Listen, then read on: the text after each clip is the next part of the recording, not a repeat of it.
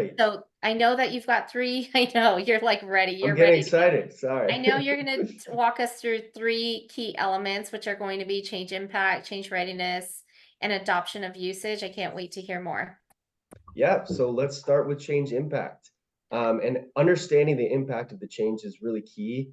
It's going to help us spot any potential challenges, but also any potential opportunities. And we want to make those transitions really smooth and ensure that our projects succeed, really.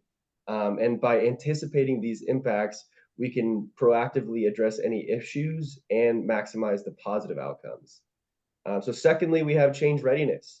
And being ready for your change means your organization is prepared, adaptable, and able to make any transitions really smoothly and effectively.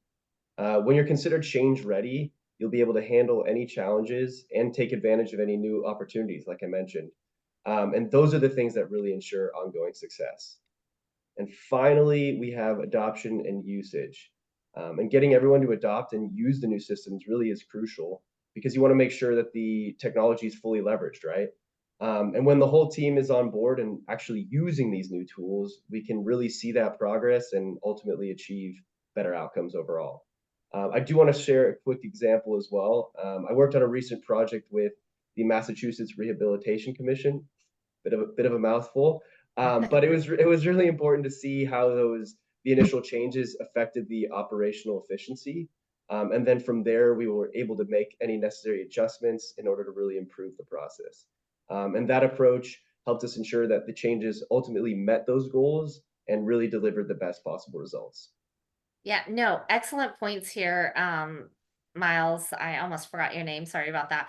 But that last key point, the adoption and usage, I mean, if you do not adopt and leverage this new system that you've put in because your team hasn't, bought in, your processes aren't aligned, then you've spent a massive amount of money and you're not using it at all. So excellent points there.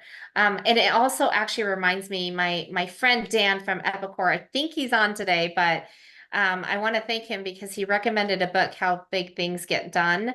And I actually read it while I was on the plane to one of the conferences. And one key principle that came out of everything that you're telling us here right now, Miles, was think slow and act fast. So, in that book, they talked about Olympic planners investing a lot of time on preparing for the Olympics and planning and figuring out their moves. The same goes for managing people through change.